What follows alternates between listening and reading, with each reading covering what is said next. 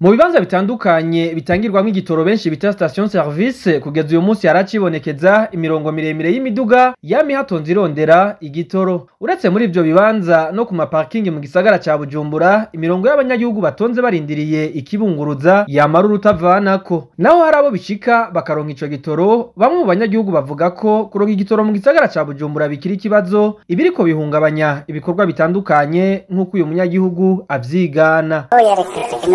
Ku mabisi biracari ku masitasiyo kwiyunguruza biragoye abanyeshuri baracerwa bakagira amanota abakozi ku kazi bacerewe abashoferi komvayeri basanzwe batunzwe n'amabisi umupira birirwa bicaye ku masitasiyo barindiriye ko ibitaro biboneka.